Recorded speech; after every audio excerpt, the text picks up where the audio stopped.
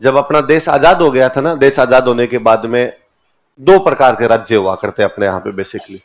एक वो राज्य जो डायरेक्ट अंग्रेजों के पास थे, एक वो राज्य जो राजाओं वाले भारत में थे, बाद में उनको भारत के अंदर मिलाया गया। जो अंग्रेजों वाले भारत में जो राज्य हुआ करते, जैसे बंगाल, पंजाब, मद्रास, इनमें बनते राज्यपाल। क्या बनते थे? अपने को जिनको बाद में राजाओं का राज था बाद में भारत में मिले, अपने यहाँ पे बनते राज प्रमुख। क्या बनते? अपने यहाँ राज्यपाल नहीं बना करते थे, अपने क्या बना करते थे? राज प्रमुख। अपने राजस्थान के पहले राज प्रमुख कोई बनाए गए थे तो वो कौन थे? और अंतिम राज प्रमुख भी कोई थे तो वो कौन थे? 49 के आसपास बनाया गया था।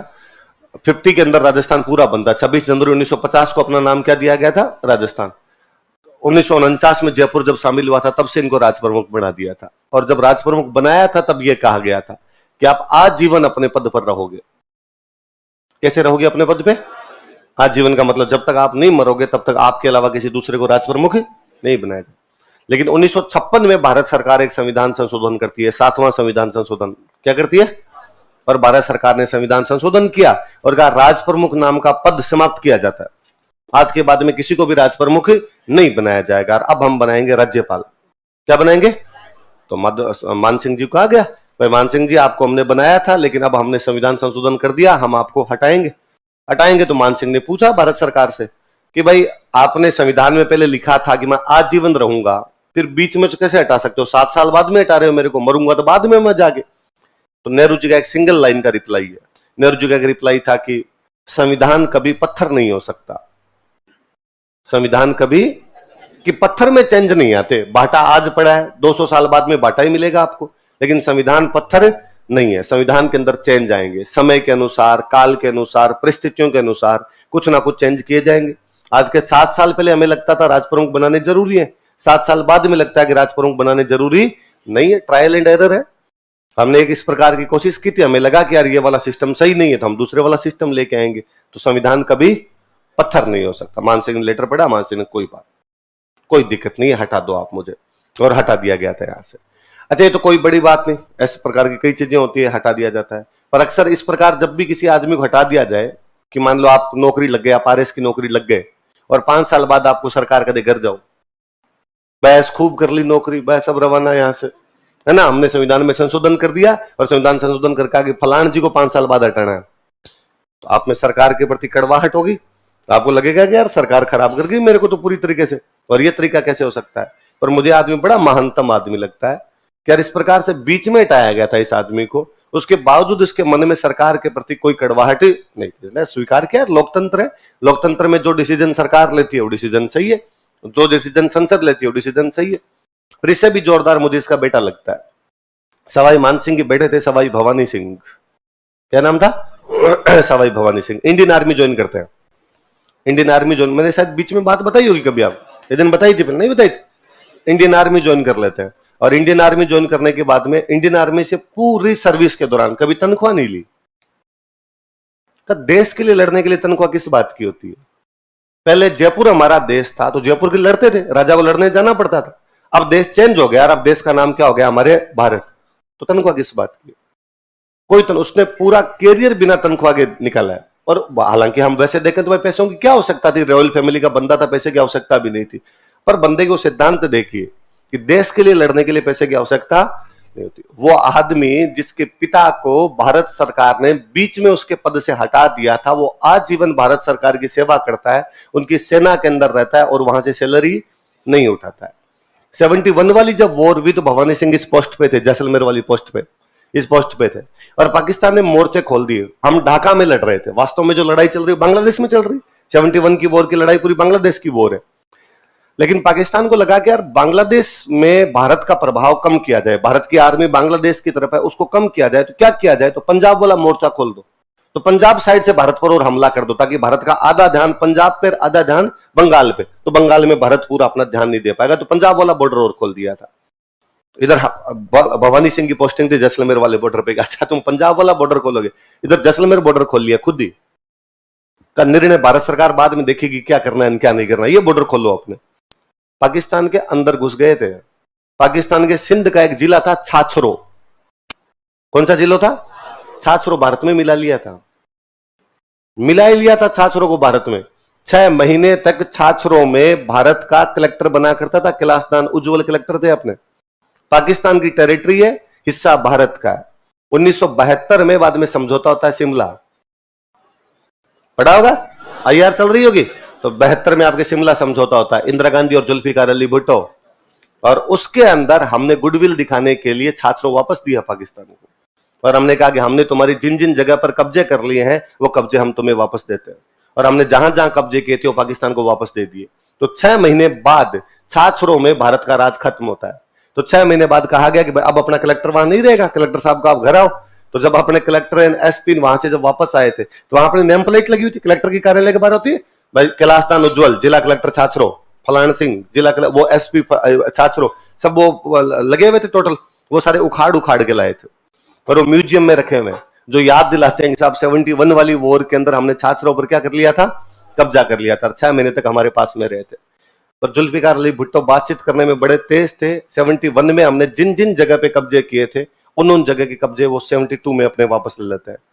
जुल्फिकार अली भुट्टो अपनी नवयुवती बेटी को कहते हैं, बेनजीर भुट्टो उसमें साथ में आई हुई थी, बेनजीर को कहते हैं कि भारत सेना से जीता है, कागजों में हार गया। भारत सेना से जीता है, कागजों में, सेना से जीत जात जाएगा, कागजों में बात तो मैं करूंगा ना, क्या बात करनी है क्या नहीं बात करनी है। और भुट्टो अपने को सलटा गया इस मामले में, वरना उस दिन मना कर देते तो पाकिस्तान की कोई औकात नहीं दे रहे, जो तुम्हारे जी में वो कर लेना बाद में।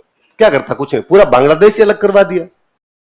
एक पूरा हिस्सा ही तो अलग कर गए थे उधर वाला, वो हिस्सा अलग ही कर गए थे, अपना ही किया हुआ है।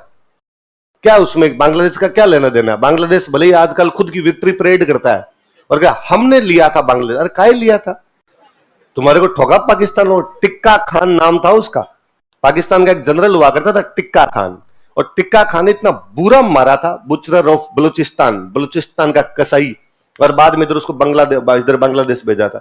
एक के को निकाल निकाल के मारा था घरों से। मतलब बांग्ला वॉर के अंदर पाकिस्तान के सिपाहियों ने जितनी महिलाओं के बलात्कार किए थे दुनिया में टोटल मिला के नहीं होंगे 70 साल में, इतनी बुरी हालत कर दी थी। और बंगाली बेचारे भाग भाग के इंडिया की तरफ आ रहे थे सारे के सारे।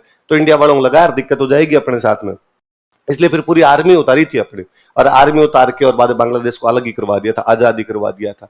तो अपना युद्ध है वो, भारत और पाकिस्तान का युद्ध है, बांग्लादेश का उसमें कोई भी लेना देना।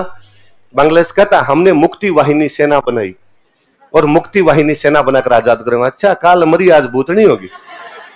तुम और मुक्ति वाहिनी सेना और कूट रहे थे वो इतने सालों से तुम्हें, तब तो तुमसे कुछ हुआ नहीं। मतलब कब 21 मार्च 1952 की कब की बात है ना, तब इनको कूटना शुरू किया था कि वो उर्दू भाषा को लेके, और ढाका यूनिवर्सिटी के बाहर फायरिंग हो गई थी। इनका कहना था ढाका वालों का कि हम उर्दू नहीं पढ़ेंगे, हम क्या पढ़ेंगे, बांग्लादेश। पाकिस्तान का कहना था कि नहीं, पूरे पाकिस्तान के अंदर क्या पढ़ाई जाएगी, उर्दू। और ढाका यूनिवर्सिटी के बाहर कुछ लड़के वो कर रहे थे, और उसके अंदर फायरिंग में 5 लड़के मर गए थे। अंतरराष्ट्रीय भाषा दिवस इसीलिए मनाते है ना, 21 है 22 है, हाँ 21 फरवरी, मार्च नहीं 21 फरवरी। तो तब तुम्हें कूटना शुरू किया था, 71 तक तुम्हें कूट ही रहे थे। तुम्हारे तो सबसे बड़े नेता को गिरफ्तार किया था, मुजीबुर रहमान गिरफ्तार था। तुम सरकार में जीत गए, उसके बावजूद तुम क्या कर रहे थे, पाकिस्तान के जैसे जी में आ रहा था वैसे कर रहा था। 71 वाला वॉर तो भारत के एक एक बंदे को पढ़ना चाहिए, और रोंगटे खड़े करता है कि हम कितने इंटेलिजेंट थे उस युद्ध के अंदर, एक एक चाल हमारी कितनी सही तरीके से चल रही थी। 71 वाली वॉर से ठीक पहले हम श्रीलंका के साथ एक समझौता करते हैं, श्रीलंका के साथ एक समझौता करते हैं कि श्रीलंका तेरे एयरपोर्ट की रखवाली कौन करता है। तो श्रीलंका ने कहा डामाडोल लिया, हमारे पास सेना कम है, छोटे से देश है, तो कहा इंडियन आर्मी तुम्हारे एयरपोर्ट की रखवाली कर लेगी। तो हमने एक समझौता किया, और समझौते में कहा गया कि श्रीलंका के जितने एयरपोर्ट इनकी रखवाली की जिम्मेदारी किसकी है, इंडियन आर्मी की। तो इंडियन आर्मी उनके वो एयरपोर्ट उनकी रखवाली कर रही। अब 71 का वॉर शुरू होने वाला है। 71 का वॉर शुरू होने से पहले इंडिया ने कहा कि पाकिस्तान का कोई भी जहाज हमारी एयर बाउंड्री के अंदर से नहीं जाएगा।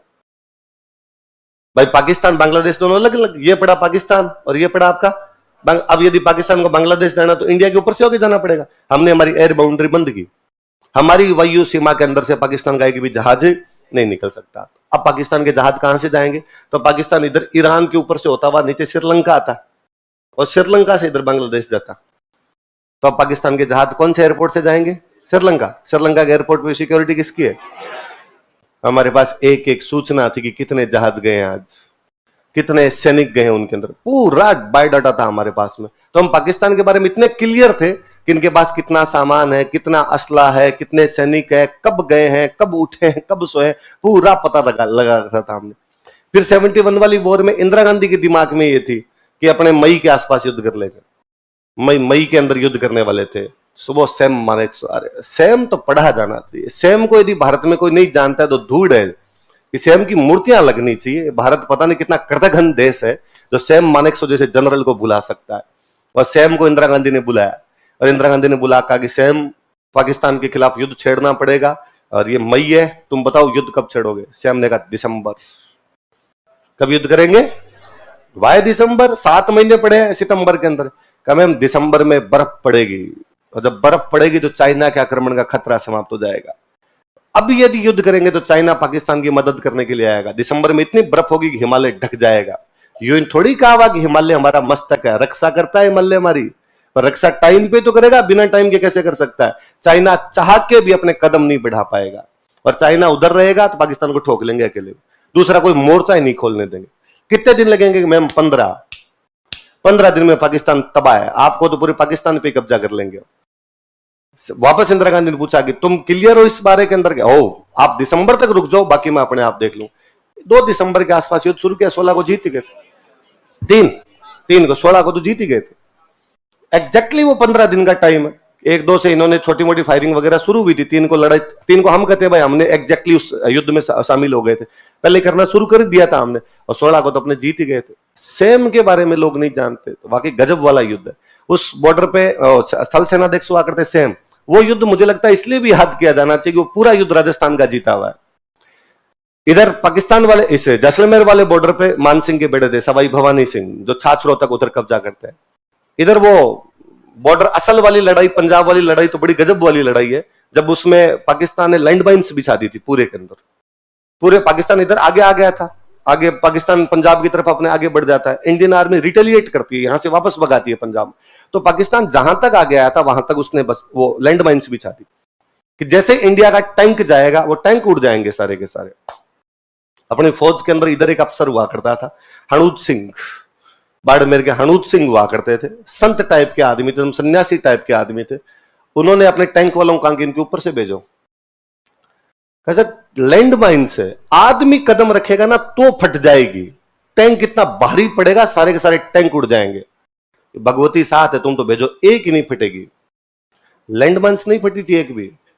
हमारे अरुण खेत्रपाल उसी युद्ध में शहीद हुए थे, जिनको बाद में परमवीर चक्र दिया गया था। हनूज सिंह को मेडल नहीं मिला था, उनको परमवीर चक्र दिया गया था बाद में। तो इधर पंजाब वाले बॉर्डर पे हनूज सिंह थे, और इनसे भी बेहतरीन एक और कमांडर जो ढाका वाले बॉर्डर पे लड़ रहा था, सगत सिंह। आप कभी झारखंड महादेव मंदिर जो अपना है खातीपुरा मोड़ से इधर आते हो तो उस रोड का नाम है सगत सिंह रोड। और वो फोटो मैं जो अक्सर कई बार कहता ही रहता हूँ आपको, जिसमें नियाजी साइन कर रहा है ना, वो फोटो देखना कभी कि यहाँ पे अपने जग्गी बैठे हुए, जगजीत सिंह अरोड़ा, यहाँ पर नियाजी बैठा हुआ है पाकिस्तान वाला साइन कर रहा है, पीछे कुछ सैनिक खड़े हैं, उनमें एक अफसर खड़ा है 6.5 फीट लंबा, वो सगत सिंह है। मेघना नदी क्रॉस की थी, ढाका वाली नदी है वो कौन सी है? जगजीत सिंह अरोड़ा अपने ईस्टर्न कमांड के लेफ्टिनेंट जनरल हुआ करते थे। तो जग्गी अरुणाचल प्रदेश थे। जग्गी ने सगत सिंह को कहा कि शाम तक मेघना पहुंचना है, मेघना जाके रुकना है, फिर सुबह आपको मेघना क्रॉस करनी है।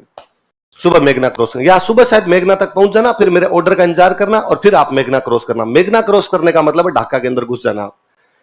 इनको शायद जो टाइम दिया था उसे 2-1 घंटे पहले सगत सिंह मेघना पहुंच गए थे वहां पर। तो सगत सिंह को सैनिकों ने पूछा कि सर आ गए, टाइम तो 10 बजे का था, आपने तो मेघना 8 बजे पहुंच गए, अब 2 घंटे इंतजार करना पड़ेगा। जग्गी जो ऑर्डर देंगे उस ऑर्डर के अनुसार आगे बढ़ना। खैर अब इंतजार कौन करे, आगे क्रॉस करो।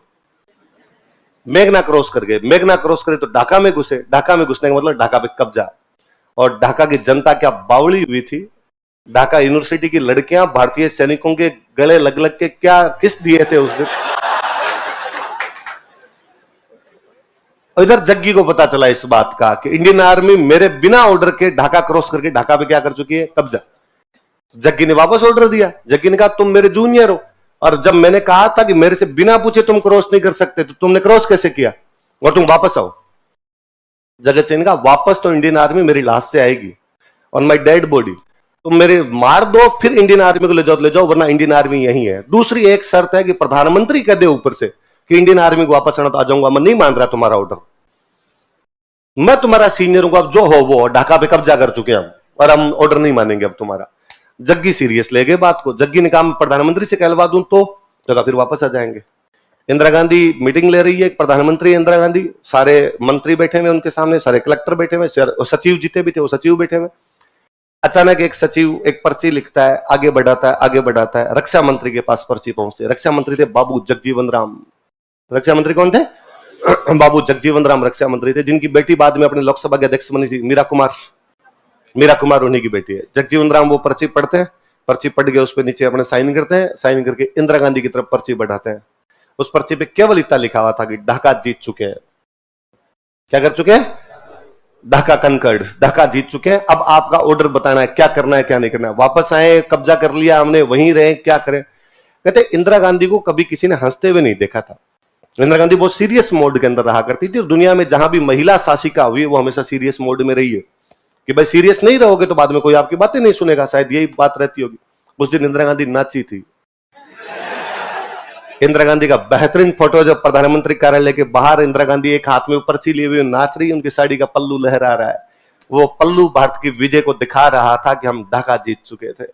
तो वो युद्ध अपने आप में यकीन करने वाला सा युद्ध है कि यार हम क्या कर सकते। 95,000 सैनिक घुटने टेक के सामने बैठे थे। दुनिया के इतिहास में ना भूतो ना भविष्य थी। किस प्रकार यहां तो पढ़ते हैं कि अशोक कलिंग के युद्ध से 1 लाख लोगों को बंदी बना के लाया था, या हम कहते हैं कि 1971 में हमने 95,000 लोगों को बंदी बना लिया था, या गिरफ्तार करके रखे गए थे 95,000 लोग। इसलिए पाकिस्तान सारे युद्धों के बारे में कहता है कि हमने जीते हैं। पाकिस्तान कहता है 48 में हम जीत गए थे, 65 में भी हम जीत गए थे, 99 में भी हम जीत गए थे। 71 के बारे में पाकिस्तान कभी नहीं कहता कि हम जीत गए थे। फोटो है, 95,000 घुटने टेक के बैठे हो, तुम्हारे नियाजी का पिस्टल बाहर पड़ा है। वो फोटो कितना प्यारा लगता है, इसमें नियाजी के पास पिस्टल नहीं, एक आपका आर्मी ऑफिसर बिना पिस्टल के हमारे सामने, इसका मतलब सरेंडर है कि हम पिस्टल नहीं रखने दे रहे थे। जब जग्गी साइन करने के लिए साइन जग्गी करते हैं उधर, सैम मानेकशॉ और कितने महान है।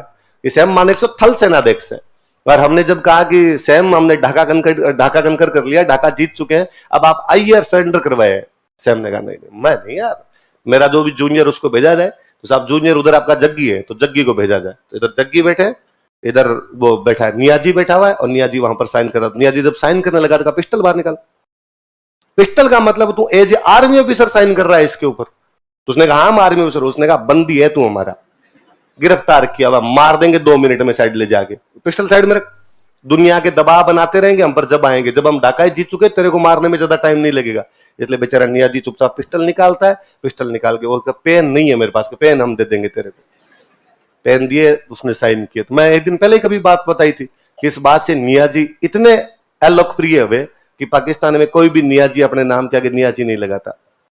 पाकिस्तान में नियाजी का मतलब गद्दार माना जाता है। इमरान खान नियाजी है, इसलिए इमरान खान के नाम के आगे सरनेम नहीं होता कभी। बाकी सब अपने सरनेम लगा लगा के घूमते रहते हैं। इमरान खान ही लिखता है कि नियाजी लगाते हैं। पाकिस्तान वालों की नजरों में आता है कि नियाजी है मतलब कौन है? गद्दार है। तो अब की बार इमरान खान ने खूब कहा कि भाई अमेरिका के हाथों में खेल रहे ये लोग, मैं देश को बचाना चाहता हूं, पर मुझे लगता है देश वालों को फिर लगा तू तो खुद ही नियाजी है, तू क्या बचाना चाहता है? 71 में नहीं बचा पाए, तब तुम क्या बचाओगे? 71 के वॉर के बारे में तो यूट्यूब पे गूगल पे ढूंढ ढूंढ के पढ़ा करो। वो दुनिया के इतिहास के महानतम युद्धों में से एक है, जो सामरिक तरीके से, रणनीतिक तरीके से, हर दृष्टि से भारत ने जीता था। एक चूक नहीं है।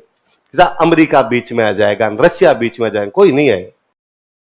जिनको आने थे नहीं आने थे, इतने में तो 15-16 दिन में हम कब्जे कर कुरा गए थे। उससे पहले इंदिरा गांधी पूरी दुनिया के चक्कर काटती है। तब एक एक को हमने पहले से कह रखा था कि भाई ये पंगा होगा, इस पंगे में तुम बीच में मत आना, ये इधर होगा, या तो तुम अभी संभाल लो इनको, अभी नहीं संभाल पाओगे देख लेना बाद में हम क्या कर सकते हैं इस बारे में। इसलिए दुनिया वालों ने ध्यान ही नहीं दिया, और जब तक वो दुनिया ध्यान देती उससे पहले तो अपने कब्जा कर कुरा लिया था। एक देश के 2 टुकड़े, एक देश के 2 टुकड़े साफ साफ, एक टुकड़ा अलग, दूसरा टुकड़ा अलग। अब 4 होंगे इधर वाले की ओर। सिंध अलग होगा, बलूचिस्तान अलग होगा, उत्तर पश्चिम सीमा प्रांत अलग होगा, सिंध अलग होगा। अब केवल समय का प्रश्न है, हो कब ये पता नहीं। परसों एक बलोचों वाली लड़की उड़ा गई कराची में, चाइना वालों कुछ उड़ा गई थी। वेरी गुड, शाबाश, ये बात है। आजादी की जंग जारी है, इस जंग में हम तुम्हारे साथ खड़े एकदम। लिखो आगे।